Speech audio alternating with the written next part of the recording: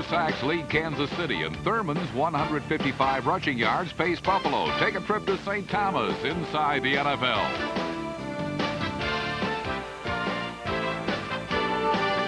I'm Andrea Joyce, and this week's cover story, we'll talk with a guy who's been on the Cowboys' journey from the bottom to the top, wide receiver Michael Irvin.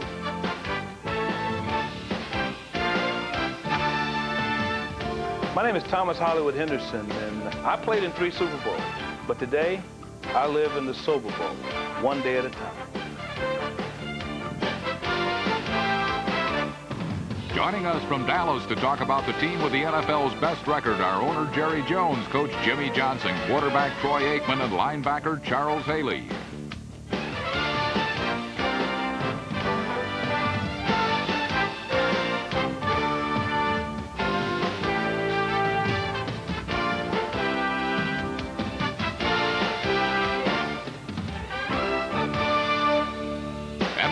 From Texas Stadium, home of the 8-1 Dallas Cowboys, inside the NFL, with your hosts Len Dawson, Nick Bonaconti, and Cris Collinsworth.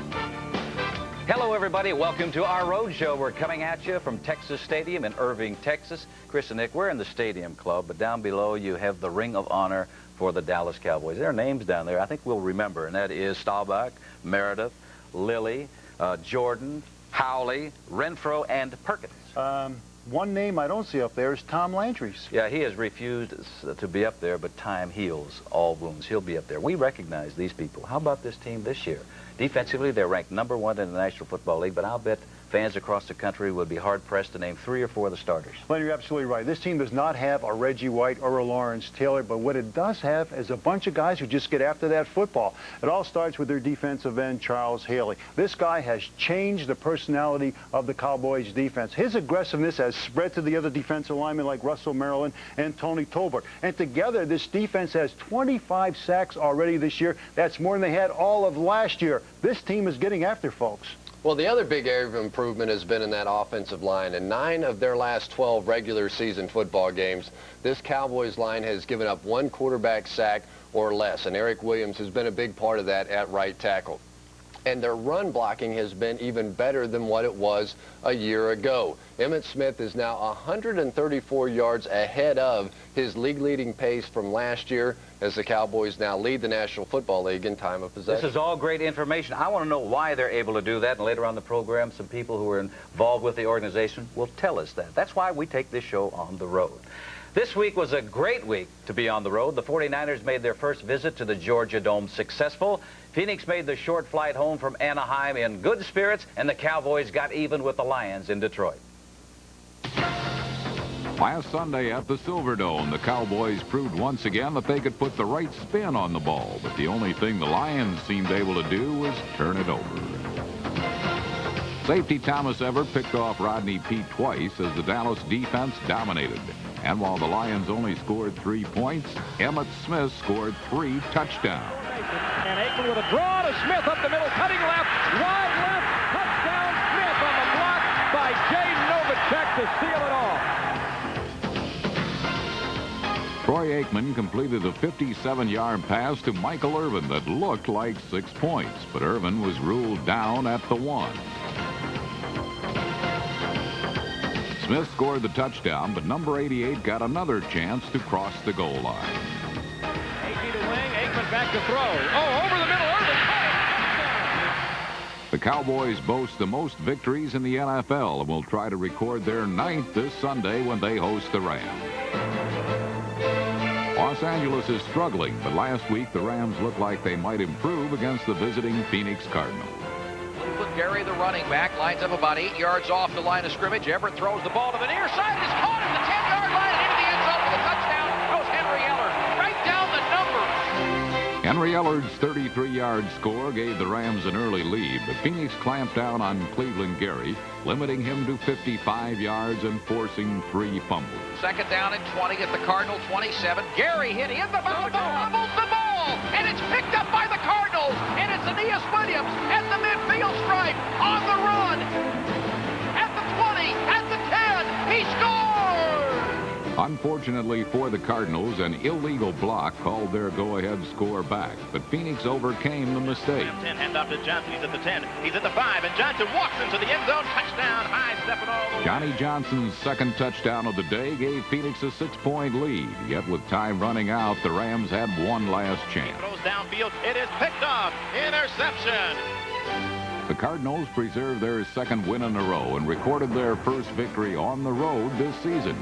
Winning has given Phoenix a positive outlook, which they'll need this week when they take on the Falcons and their bad attitude. The only thing Jerry Glanville's team displayed last Monday night, however, was bad football. The 49ers defense commanded and controlled the Falcons. They sacked Billy Joe Tolliver 3 times and came up with 6 takeaways. Glanville watched his team take a beating, and the 49ers offense rack up the points. In the play, drops back to throw, goes over the middle, it is caught, touchdown 49ers. Odessa Turner over Bruce Pickens. Straight back drop, lets it go over the middle, complete to Waters, inside the 10-5, cuts to his right, end zone, touchdown 49ers. While Falcons fans called it a night, the 49ers kept racking up the points as Steve Young found a wide-open Jerry Rice. Field Young with a fake, drops back to throw, goes deep middle, end zone, touchdown Jerry Rice. After saying goodbye to Atlanta for the second time in 3 weeks, San Francisco remains tied with New Orleans for first place in the NFC West. Only one will dominate the division after their showdown this Sunday.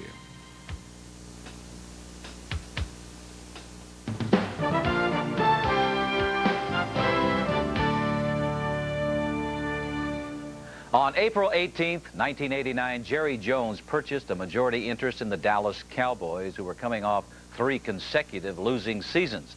It's taken less than 4 years for the Cowboys to stand alone as the best team in the NFL. Jerry Jones is with Cris now. All right, Lenny, thank you very much. Jerry, congratulations on what's really been a tremendous turnaround for the Dallas Cowboys. As you look back on it, what would you say has been the single biggest factor in that turnaround? Well, I really think when our fans got confidence, when our players started getting some confidence, frankly, when I looked in the mirror and started getting a little more confidence. But in our first year, we won 1 ball game. We had made the Herschel Walker trade, and of course, we knew when we'd go to work daily that we had a bright future because we had extra picks, and that ought to help us build this team. But I think when we started getting our feet under us and gaining a little confidence. You were a football player. You were a member of the 1964 National Championship team at Arkansas. How has that helped you as an owner?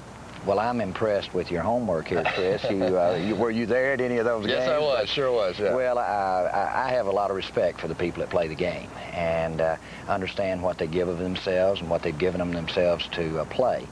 By the same token, in all candor, I'm not awed by the fact that they can play football. And so I want them, our players, to be as proud to be a part of the Cowboys as I am. And I was pretty proud of them when I bought them. You were a roommate of Jimmy Johnson's in college at Arkansas, and yet I've heard rumors that your relationship with Jimmy is not quite what it once was. Is that true, and what happened? Well, I don't think that that's true at all. We've certainly had an opportunity to work together over the last few years. We hadn't had that opportunity for many, many years. Jimmy's not the coach of the Cowboys because he was my friend or a roommate in school. I was aware of him because of that. But I have a lot of respect for him. I know he does for me. We work together great. We don't have a bureaucracy. I'm there every day, involved in every decision. He is too. We anticipate the decision. It works real well, and I'm thrilled to death to be a part of the same team he's a part of. Things are going so well for the Cowboys right now, but as you look at this football team, are there still some areas that concern you? Well, yes, there are. As a matter of fact, the fact that we're saying it's going so well concerns me. I believe nothing's ever quite as good as it looks like it is or as bad as it looks like it is. And so I think we've got to keep our feet on the ground. We've got to basically look ahead to the system that we're going to be operating on in the future. I think the great tradition of the Cowboys are going to always help us compete no matter what the system is. The expectations are so high for this football team this year. Will you be disappointed if you don't win the Super Bowl? Well, yes, I'll be disappointed. I'll be disappointed if we don't get there. I'll be disappointed if we're not in the NFC game. But you got to remember that the Cowboys have always had high expectations, and I would have been looking through rose-colored glasses had I bought them and not realized that everybody expected you to be in the playoffs and be in Super Bowls. Well, Jerry, thank you for being with us, and best of luck. Cris, thank you. Lenny? Cris, thank you very much. Nick, let's talk about the owner of the Cowboys, Jerry Jones. You always seem to have an opinion on everything. You know, what do you think of him as an owner? Lenny, he's very involved. In fact, he's involved in every aspect of the Dallas Cowboys operation. He's what you call a hands-on type of an owner. But there's one thing that he does that I don't appreciate. He's on the sideline during the games on Sunday or Monday night, whenever they're played, and he's there patting the guys on the back, rooting them on. As an owner, I think he should be upstairs in the stadium box, acting as an owner, not as a coach. You know, you and I have known Lamar Hunt for an awful long time, both here in Texas when he was owner of the Dallas Texans, then in Kansas City. He has won in both places. I've seen him on the sidelines before a game, but I have never seen Lamar Hunt on the sidelines during a football game. Jerry Jones has gotten quite a return on his investment. One player paying dividends is wide receiver Michael Irvin, one of the best deep threats in the NFL. Andrea Joyce spent some time with Michael, who has almost as many siblings as he does teammates. What I do? Make plays. That's what make plays, baby. These days, when the newly resurgent Dallas Cowboys need a boost, they often turn to the flashy receiver they call Playmaker. Showtime. But it wasn't always like this. When Michael Irvin came here to Dallas as the Cowboys' highly regarded #1 pick in '88, Tom Landry was still running the show, but the Cowboys were on a decline. Irvin was expected to come in and perform some kind of magic and help turn things around. Unfortunately, it didn't quite work out that way. Irvin left the national champion Miami Hurricanes and his coach Jimmy Johnson after his junior year. In his first NFL season, Dallas went 3-13. Irvin got so upset after losses, he could often be found weeping in front of his locker. I actually boo-hoo, I mean, really cried. And, you know, you come in as a young rookie, first rounder, you think, hey, I'm going to turn this around. I can do it right now by myself now. And it's a whole different game from the college level, you know. Irvin and Jimmy Johnson were reunited the next year. Still, the Cowboys lost 15 out of 16 games, and Michael blew out his knee midway through the season. Returning in '90, Irvin was tagged with negative labels. Too slow, too cocky, a wasted draft pick. But having grown up with 16 brothers and sisters, he learned early on not to lose confidence. It was great. It was something. It was an experience that I wouldn't trade for the world. You know, it taught me a lot. You know, my mother instilled in me, you know, you can't be selfish. You know, my father was a roofer. I watched him go out on that roof every day, and he never complained. You know, and he used to say, Michael, you know, you just find fun in whatever it is you're doing, and you'll put a whole lot more energy into it. Energy and fun are Irvin's strong suits, and unfazed by criticism, he roared back last year, putting together a banner season of 93 catches for more than 1,500 yards. Irvin is the prototype big wide receiver, able and willing to take a pounding when crossing the middle. And he's also the big man around town in Dallas now, the only player with his own TV show. Good morning, Cowboy fans. Welcome to his show. I got my business degree and I'm running businesses. So I took courses in communications. I have my own TV show. Man, I went to school with a plan, and it really is just falling into place. You know, I was going to use football as a stepping stone. And man, it's been a great stepping stone. It's been one of them real big stepping stones that helped me step way up there. Irvin has taken a giant step by putting together an impressive collection of broadcasting, sports marketing, and financial businesses. You come in the league, you're so young, and you get so much, you get a lot of money by some standards. It's a lot of money. He said, geez, what I got to do? I got to make sure I do the right thing here and there. And I got a lot of people to take care of me. You know, I got to make sure I keep the right people around me. And we're all working towards a common goal to make sure that everything is secure for the future. When Michael Irvin mentions the word future, you can be sure he's got his 2-year-old daughter, Maisha, in mind. There's nothing that I get more pleasure out of than when she and I are somewhere and she'll walk up to any stranger, anybody, and say, hey, that's my daddy. You know, that's my daddy. Maisha is too young to remember the rough times in Dallas just a couple of years ago, but her dad remembers well. The team's winning. Everything in Dallas is just better. I mean, everything's just better. The hamburgers are cooked better. Everything that was a major key for us. You know, the guys to see how it could be once we start winning. And I think now I just don't want to go back, you know. Like, no, let's not go back. Let's just never leave what we're doing now. Let's just keep winning. And that's exactly what Michael Irvin and the Cowboys are doing. Michael Irvin didn't start Sunday's game because he missed the team charter. Is there a problem brewing here? Nick Bonicani is with two men who could answer that question, Dallas coach Jimmy Johnson and quarterback Troy Aikman. Thank you, Lenny. Coach, first question, of course, is about Michael Irvin. He missed a charter last weekend. You fined him $1,000. I think that's, you know, sort of tip change for him. But you did sit him out the first series. Do you think the success of this team is going to their heads too early? Nick, I really don't think so. But the only thing is we've got to make a point occasionally, and we've got to set rule as far as our guys being on time, etc. And I was a little bit nervous that first series. I'm sure Troy was too when we didn't have Michael in the ball game, but everything worked out fine, and I really don't think our guys are getting out of hand. Well, you are a disciplinarian. I know this rankles you, though, when things like this happen. How much did it bother you? Well, it concerned me, because there's a lot of things happening in Dallas. The area really supports the Cowboys. They all want a piece of the Cowboys, especially now since we're having so much success. And so the guys need to keep things in perspective as far as what their priorities are. Troy, I want to put you on the spot a little bit. The offense is averaging 25 points a game.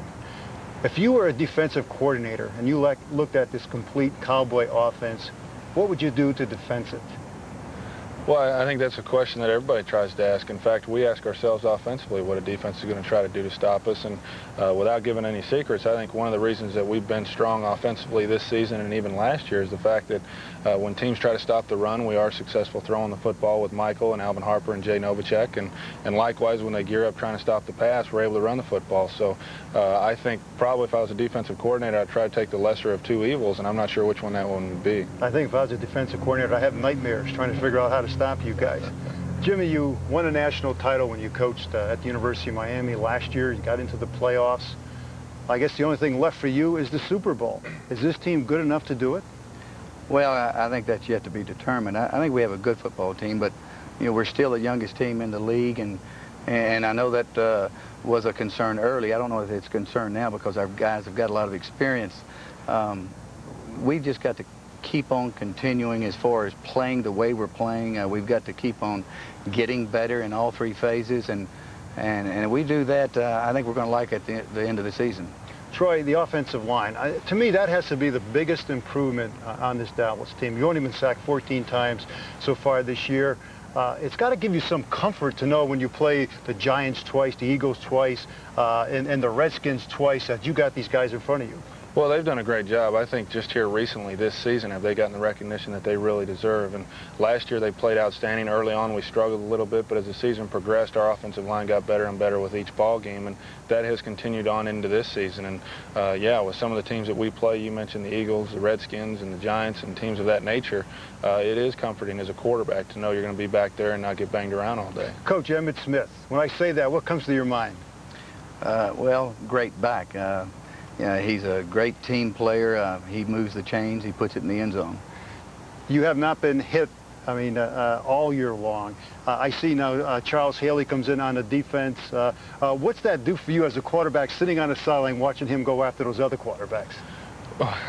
Well, first of all, I'm glad he's playing for us, and that we didn't have to play the 49ers but twice while he was playing with them. And he's an outstanding player. He hasn't registered the sacks that he had with the 49ers, but I think that he's done a great job of taking up 2-3 guys at a time and allowing our other players to make some big plays. And he has made a big impact, obviously, with our defense, and that's one of the reasons they're playing so well. Well, your team has done phenomenal, Jimmy. No up and down like the Dow Jones, the most consistent team in the NFL. I wish you guys luck the rest of the way. Appreciate it, Nick. Back to you, Lenny.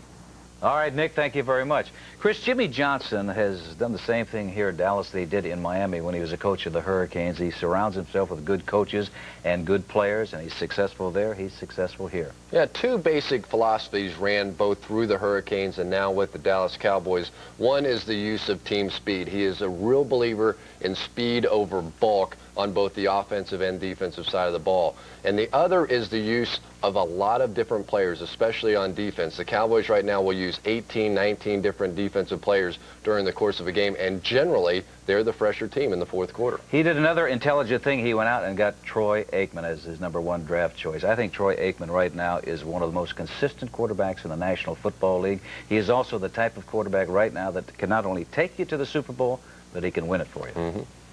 Well, Troy Aikman is a rarity, a starting quarterback not struggling. Jim McMahon replaced an ineffective Randall Cunningham. Mark Rippon and Dave Craig slowly emerged from their slumps. And in Houston, Warren Moon had his worst effort in years. After the beating they took in Pittsburgh, you couldn't blame the Houston Oilers for being wary of another AFC Central showdown. But for the second week in a row, they got involved in a slugfest and lost.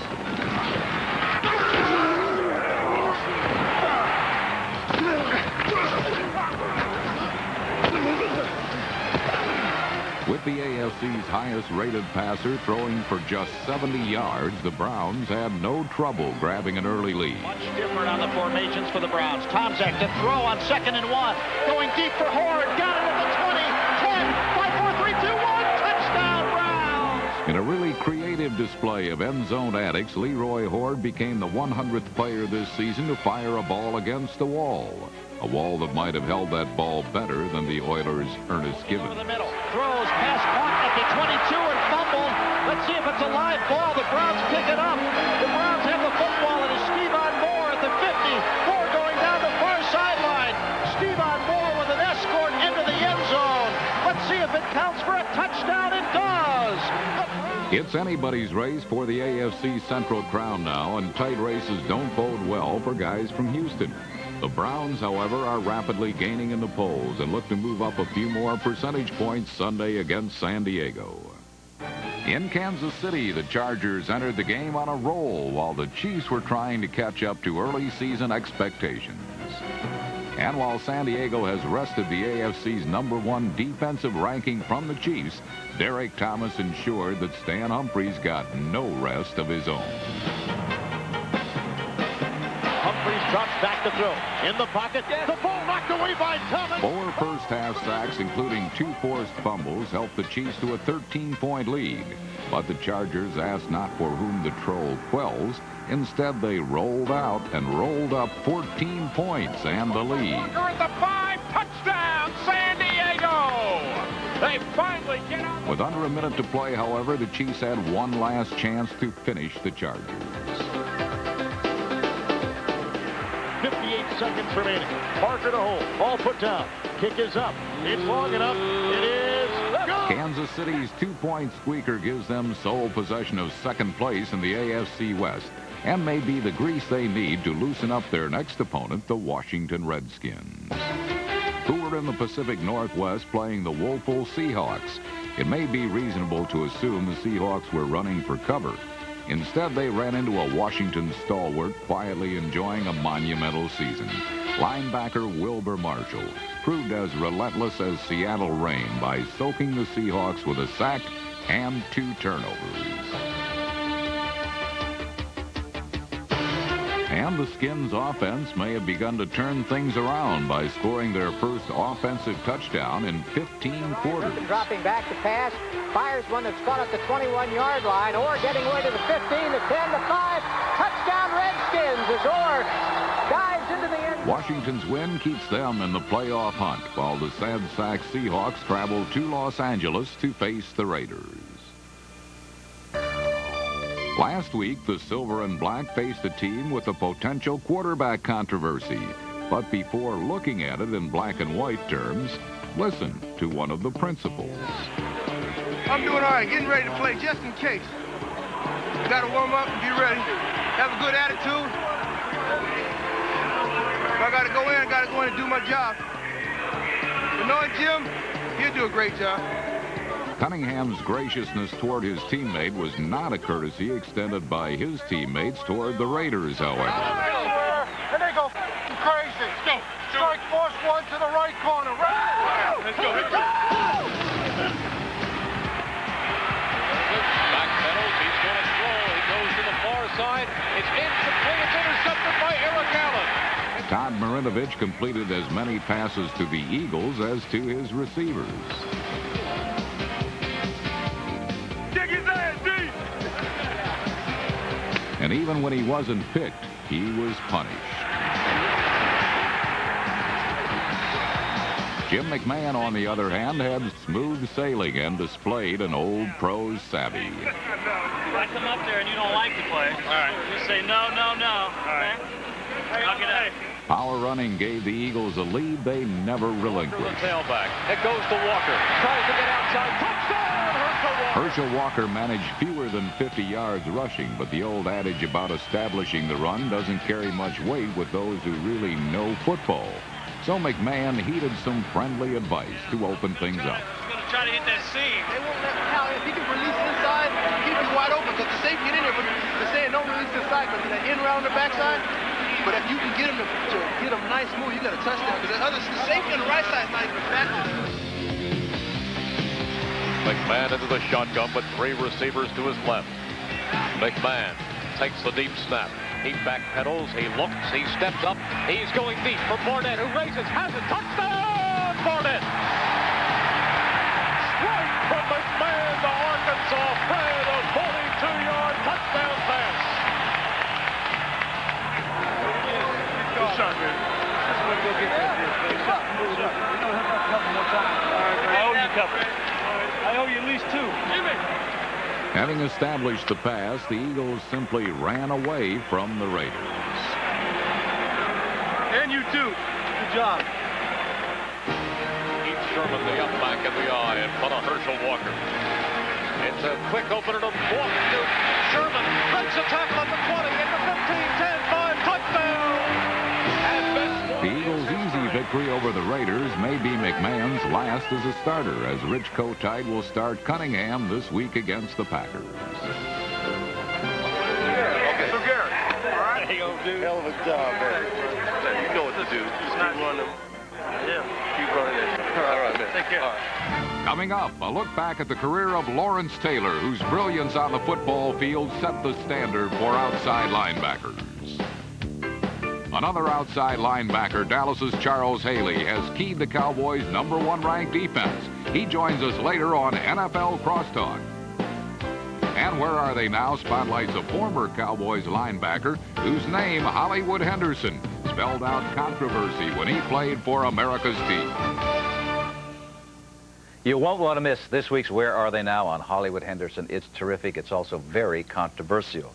Speaking of controversy, our man Gary Myers faces controversy each and every week in reporting what's happening in the NFL. And you're back at your old stomping grounds here in Dallas. When were you down here reporting? Lenny, I worked down here from the end of the 1981 season until right before the 89 season started. No wonder you have so much information about the Dallas Cowboys every week. I want to ask you about Emmitt Smith. Here he is a couple of weeks ago against the Eagles. I thought he was exhausted at the end of the game, could barely get on and off the field. Any thoughts of maybe limiting the number of rushes per game? No, I don't think that's going to happen at all. In fact, when I spoke with Jimmy Johnson about this, he says his philosophy basically is do everything to win Sunday. If that means Emmitt rushing 35 times, fine. 15 times, that's okay too. But he's not going to worry about next year or further down Emmitt's career if it means sacrificing Sunday. As far as Emmitt Smith is concerned, he says he wants the ball as much as he can, as long as the Cowboys realize there's a possibility all this extra use could possibly shorten his career. And one other thing he said is he wants to be compensated for it, which is a big surprise. More money. Now, you were here during the regime of both Landry and Jimmy Johnson. We mentioned Tom Landry, that his name is not on the Ring of Honor out there. Could that change soon? I don't see that happening, Lenny. Jerry Jones has made a few efforts, he says, to get Landry to agree to be in the Ring of Honor, but so far Landry has resisted that. I think instead of going after Landry, what Jones is going to do is bring in some of the Cowboys' all-time great players like Randy White and Tony Dorsett, and then if Landry changes his mind in the future, then they'll put him in the Ring of Honor. Lawrence Taylor, we're going to do a tribute on Lawrence later on in the program. What a tremendous football player he has been. Blew out his Achilles tendon. I know he said he was going to retire at the end of this year, but could he have a change of mind since maybe he doesn't want to go out this way? Lenny, he was so definitive in October that this was going to be his last season, but in the days after the injury, he was vague about his future. Giant players think that there's no chance that Taylor will play next year. They say there'll be a state of shock if he agrees to come back. They don't think he'll be motivated by not wanting to end his career with the Achilles injury. I think that Taylor will think about it, and from what the players are saying, they don't expect LT back next year. All right, Gary, thank you very much. I'm anxious to see you in the pick segment because I want to show you who did well last week. I'll be interested to see that. Just to prove the first half of the season wasn't a fluke, the Bears continue to have fourth-quarter disasters. The Broncos performed their magic in Mile High. The Giants remained unpredictable, and Minnesota romped to another convincing victory. The way the Minnesota Vikings have played this year, fans will go to any extreme and travel any distance to see them play. How far did you come from? All the way from Castleberry. We're from Canada. Canada? We came here for this game. Where are you from? Manchester, Yeah. England. Have you been to a pro football game yet? No, never. A lot of Viking fans here. They all should go the hell home. Home to Minnesota. There's nothing like good old American hospitality. Swarming on 3. 1, 2, 3, 4. And lately, there's been nothing like Minnesota's defense. Makes a handoff, pressure, and sack. Not close, recovered by Carlos Jenkins. He's at the 20, the 15, the 10, 5. Touchdown, Vikings. Oh, man. Worry about it. You can hear on the sideline Sam White hollering, don't worry about it, don't worry. The Vikings raced to a 14-0 lead, but Tampa Bay tried to get back in the game by utilizing Reggie Cobb. Right close. Give me something to work with.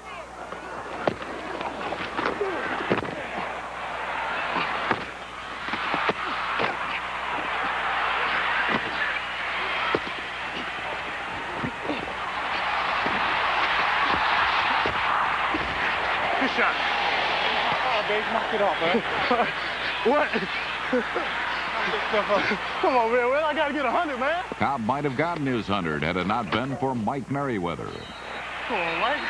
Hey, the backside linebacker, Merriweather's just standing there. Nobody's getting up on him, so I can't come back. Number 57, Merriweather, registered 12 tackles and helped hold Cobb to 69 yards on 19 carries. Where you at? Up here. Come on. Mike. I done got tackled by some arm tackle. Merriweather's strong as hell, man. Merriweather had an arm tackle on me, just one arm, and I couldn't get out of it.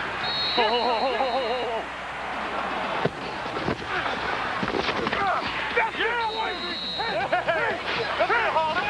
the way, babe.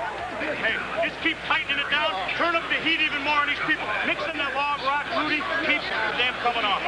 Chris Dolman kept coming. He's returned to the form that helped him lead the league in sacks in 1989, and his score sealed a Vikings win. Double pass, picked off. Intercepted by the Vikings. Chris Dolman to the 5. Touchdown, Vikings. Chris Dolman took a deflected ball. He went and got that. Ain't much you can do on that. That's a hell of a play. Hey, Joe, way looks sweet, man. Big old tight end look. Streaking down the sideline. You ain't gonna look at score touchdown, Zach. Get INT.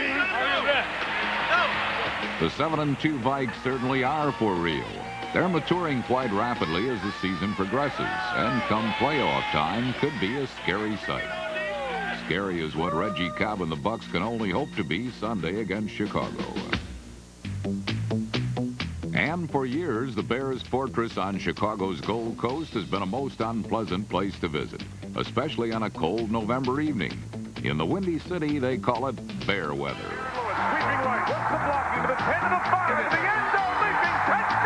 Darren Lewis helped the Bears build a 21-7 lead, but Chicago mistakes gave the Bengals every opportunity to scratch back. Inside the 30 at the 10. Go. Still on his feet at the 5. Touchdown, Cincinnati. Great second effort by Ball. On the ensuing kickoff, it was Darren Lewis again. This time he responded with a 97-yard return. With an near side high kick, Darren Lewis makes the catch of the 3. Cutting right to the 10 to the 15. Lewis breaks through, spinning to the 25. Cuts it back left 30.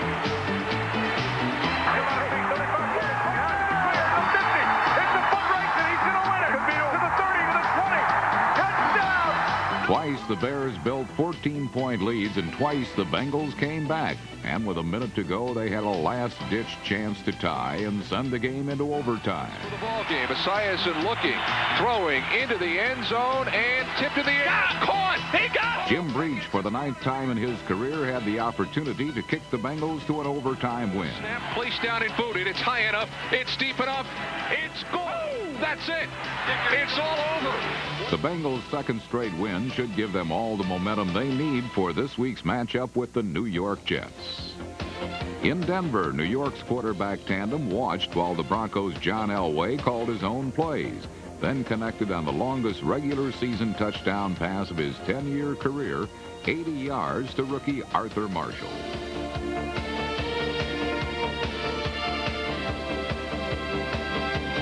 And if Jets receivers could have held on to the ball, there may have been a different outcome to the game. Neal back there. Back to pass is Kenny O'Brien. Sets up. Throws angling on the left side. It's in and out of the hands. Intercepted. Running down along the near sideline. He may go for a touchdown along the near side. The Broncos, 5-0 at home this year, must face the Giants this week at Mile High. They've not had much success with the NFC East, scoring just 3 total points against the Redskins and Eagles. But one man the Broncos will not have to face is 10-time All-Pro Lawrence Taylor.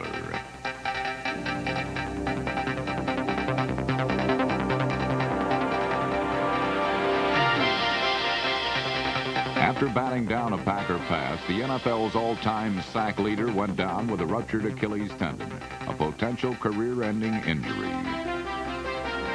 Got to worry when you see him in pain because he can take more than any man this team's had in a long time. The guy listen to this. going. LT, listen to this. Been here since 1981, and boy, a terrible way to end it. LT left the field with the Giants clinging to a 6-point lead, a margin that was extended by cornerback Renee Thompson.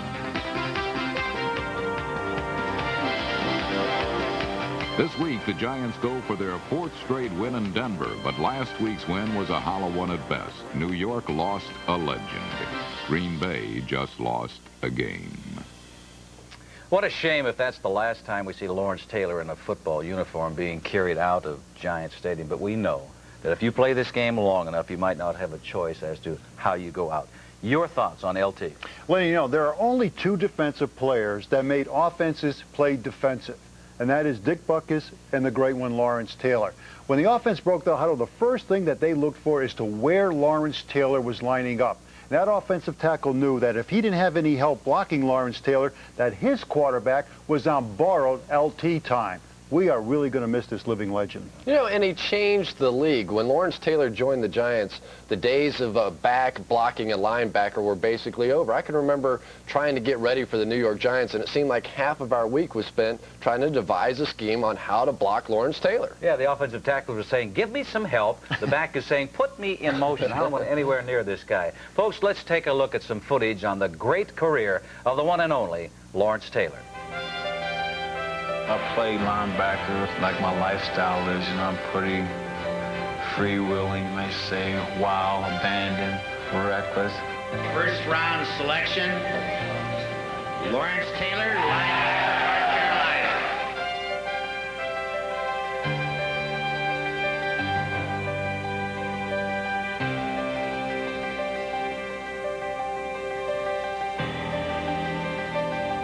Hey, baby, let's go out there like a bunch of crazy dogs. Have some fun.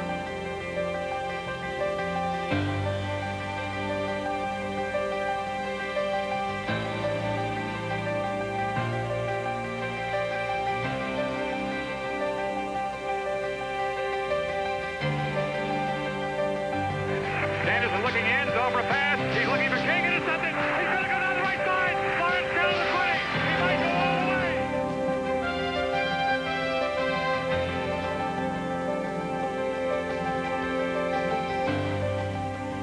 I would have to say without question that Lawrence Taylor is by far the greatest player that I ever coached.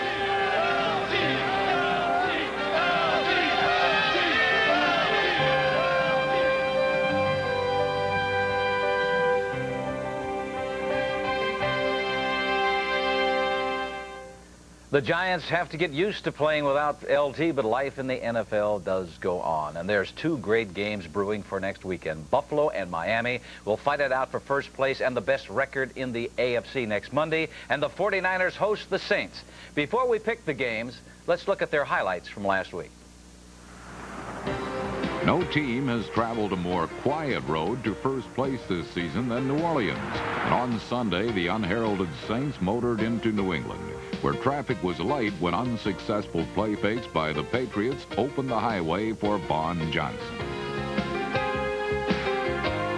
The Saints defense recorded 5 sacks, while their balanced offense was a bit more effective with its play action, clearing the passing lanes for 3 Bobby Hebert touchdown strikes.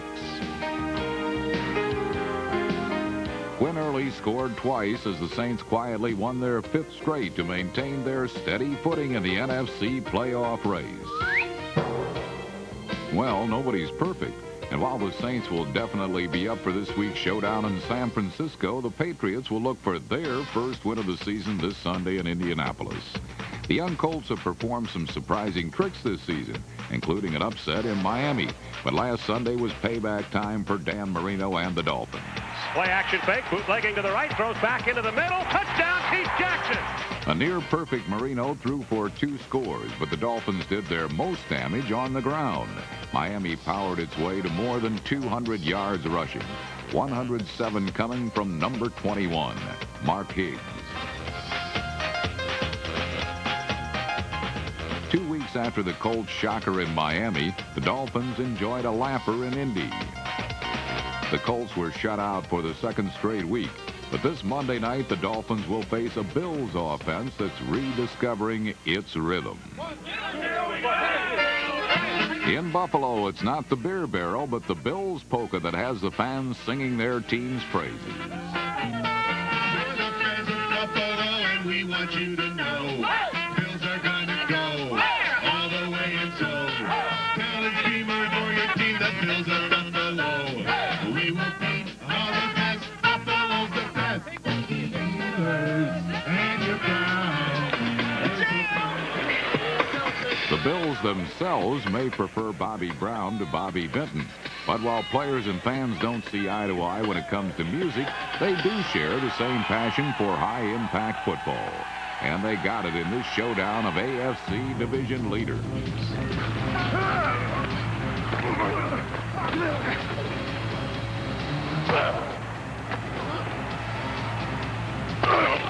This season's Steelers are hitting like the Steelers of old. Pittsburgh makes its opponents pay for every yard. And pass catchers like Don Beebe are learning the hard way what it feels like to run smack into the new steel curtain.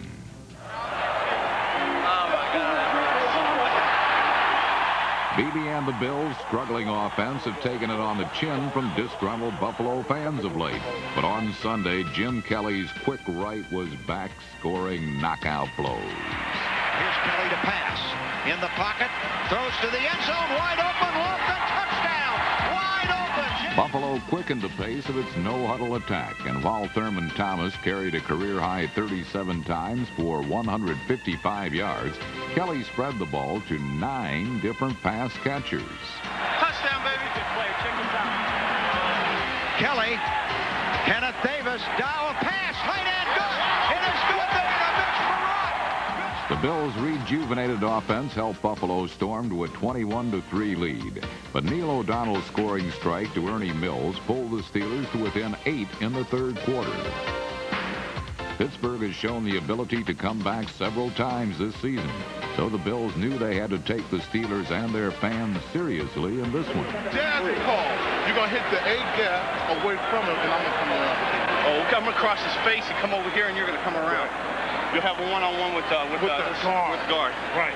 Don't get that too close now. Don't give away our secrets. All right? Time to turn the heat up. Before Pittsburgh's offense could really start sizzling, Bruce Smith and the Bills' defense did turn up the heat. Smith kept the Steelers' attack from firing back, and Kelly's 3rd touchdown pass of the day put the game on ice. Here's Kelly to throw. He's going to go long. Wide open is Lofton. Touchdown. James Lofton for the touchdown. After hearing boos the previous week, the Bills are back in their fans' good graces heading into this Monday night's first-place showdown in Miami.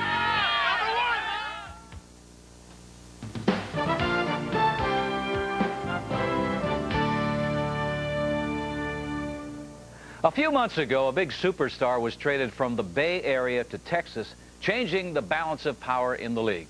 No, we're not talking about Jose Canseco. We're talking about Charles Haley. Cris is with the Cowboys pass rusher now. Thank you, Lenny. Charles, you've been given so much credit for turning this Cowboys defense around. 17th a year ago, now first in the National Football League. What have you brought to this team?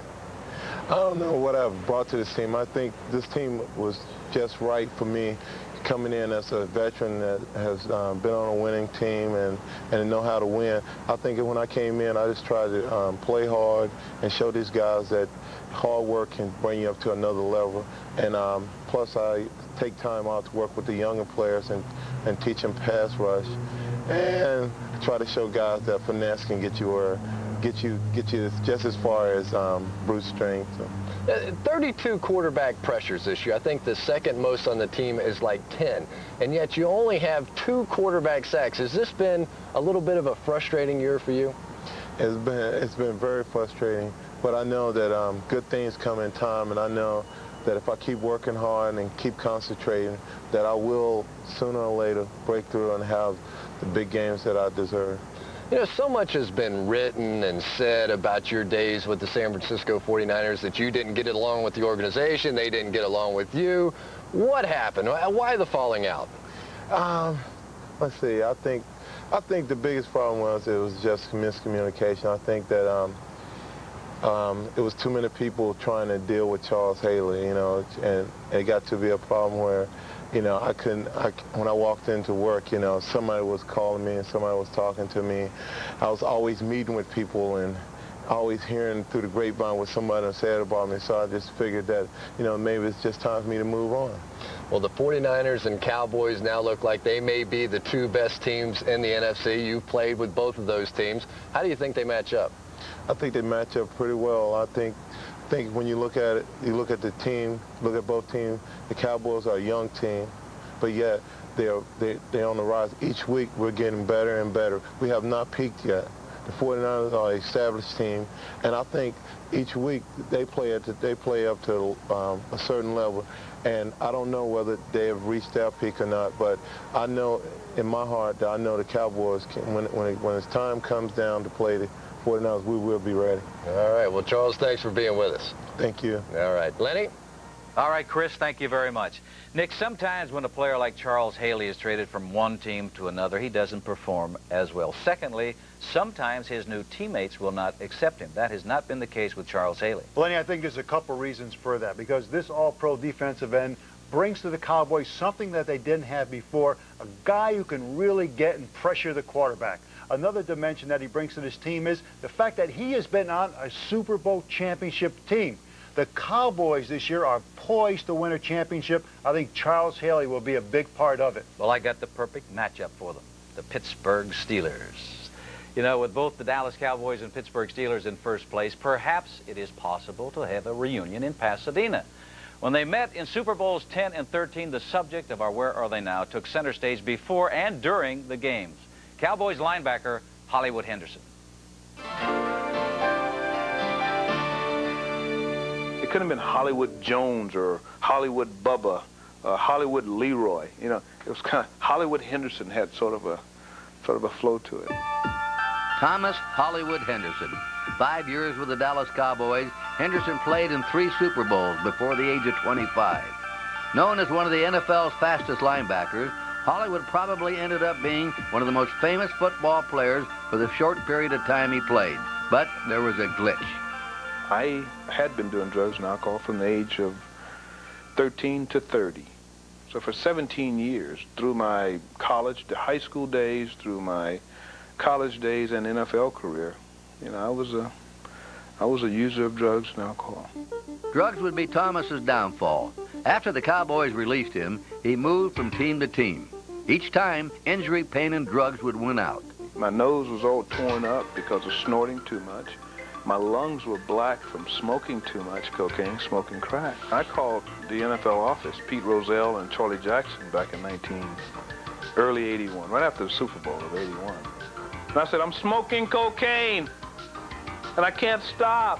Well, in November 1983, you know, I was charged with sexual misconduct and possession of drugs and alcohol, and I was embarrassed. Hollywood went from Super Bowl to cell block, from being number 56 to inmate number C87983. So it took what it took, the travesties, the tragedies in my life, the pitiful and incomprehensible, demoralizing stuff to get my attention. And I held on to a blind faith that if I stayed sober, my life would change. And my life has changed. Thomas Henderson is a changed man. Thomas Henderson, sober now for almost 10 years, has taken control of life again. He's written an autobiography so candid, it reveals his use of cocaine on the playing field during Super Bowl 13. In addition, Thomas is a lecturer and filmmaker. His company just completed Staying Sober and Staying Free, which was filmed in a Texas prison. Boys all over the country, if you're locked up tonight, I want you to know one thing. You've done the best you can do. We all have done the best we can do until we find out we can do it different. Thomas Henderson is in the second half of his life now, and he's no longer Hollywood. These days, please call him Thomas. Hollywood was a football player, a flamboyant sex addict, a crazy fool. I could only be Thomas Henderson. So, this is what I suited up in. This is what I'm going to walk with. Henderson speaks as a role model, and the message is the same whether he's speaking to those incarcerated members of the society or whether it's to his own daughter, Tamisa. It's a lesson he hopes others can learn from his mistakes. Remember, sobriety is an option, and if we'll all stay sober, we'll all stay free. See y'all later. Hollywood Henderson, I'm happy to see you got your act turned around. Now, gentlemen, if Eric Green, the tight end for the Steelers, can get his act turned around. I hope he was watching this program, because here's a guy that tested positive for substance abuse the second time he's been suspended. He needs to get his act together. And, Nick, you need to get your act together when you start picking these games each and every week. You get luckier and luckier Listen, and luckier. lucky. I said it's the end of the season that really counts. Last week, I think I was ahead a little bit. Nick was down there in last place for the season. Oh, boy. Nick, I am no longer in sole possession of last place. I like you too. Time sharing. That's right. All right, it's time to pick this week's schedule, starting with the ones that we all agree on. Dallas will defeat the Rams. The Rams have lost 12 road games in a row. Well, Chicago should defeat Tampa Bay. They've lost their last 5 in a row. Pittsburgh over Detroit. And we also have Philadelphia. Randall Cunningham starting at quarterback should take care of Green Bay. Minnesota should down Houston. And the Raiders defeating Seattle. Seattle off to their worst start ever. Other games, all right, Gary, you're in first place. We've got Cincinnati at the New York Jets. What do you think of this one? The Jets are coming off a streak now where they've played Kelly, Marino, and Elway. They only won one of those games, but they are playing better. I think they'll beat the Bengals at home. Jets defense. Nagel won't give the game away. He'll play reasonably well. I like the Jets at home. Was that a shot on Boomer Esiason? He's not in that category. I wouldn't put him in there, Chris. The Bengals are now 2-0 since they got away from that no-huddle attack. I think the Bengals continue this role. You were right last week about Cincinnati winning that football game, but I don't think you're right again this week. I like the Jets at home. Nick, we've got New England at Indianapolis. A couple of barn burner teams here. New England looking for their first win. Lenny, I wish I could say something good about my old team, the New England Patriots, but I can't. Jeff George has been knocked down over 100 times this year, but he's playing at home. I like the Indianapolis. And he'll be playing on his back just like he has been the entire season. Dick McPherson, from his hospital bed, will get a chance to enjoy his New England Patriots winning for the first time this year. I like the Patriots. This might be the only game in the league this season that has no playoff implications. The Colts don't have Steve Entman anymore. I like the Patriots again to win their first game. Well, Entman is out for the year, and he's the guy that scores all the touchdowns. Only again. Yes, sir. I'm going to go for that upset and have McPherson win his first game, New England Patriots. All right, we got New Orleans at San Francisco. Chris, what a game this should be. Yeah, it really is. And Steve Young, if he gets time to throw, he'll be able to pick apart that New Orleans defense. We saw it earlier, a close game now at Candlestick. Should be a lot easier for the 49ers. The Saints really lost a great opportunity to beat the 49ers earlier this year when they're down to 1 yard line, couldn't score, and lost the game by 6. It's a tough place to play in Candlestick. I like the 49ers to win this game and go on to win the division. Yeah, I like what Chris said. If Steve Young gets enough time to throw, but against the Saints defense, that's the key. They don't give you a lot of time to throw the football. The 49ers don't play that great at home. I think this is the time that the Saints win the game against the 49ers. Yeah, but Young has the maneuverability to find a way to either run or find a spot to throw. And I like San Francisco, so there be it. Phoenix at Atlanta. All right, what do you think, Gary?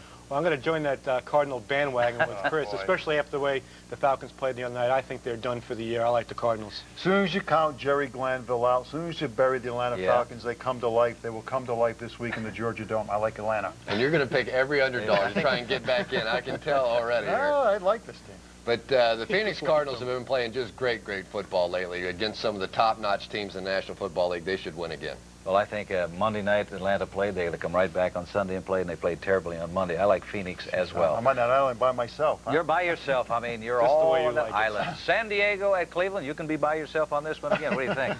You know, Cleveland's defense played very well last week. They're playing with a dog pound behind them in Cleveland. But San Diego has got a great defense. Yes, I think offensively they'll have enough points. I like the Chargers. Yeah, I agree. Stan Humphries has really been getting that offense on a roll in the second half. He played much better. I like San Diego, too. Hey, after the way the Browns played against the Oilers last week, it's hard to pick against them because of the way their defense stopped the run and shoot in Warren Moon. It's going to be cold there. I think San Diego will have a hard time moving the ball. I like the Browns. San Diego defense, mister. San Diego will win that football game. Washington at Arrowhead to take on the Chiefs. What do you think?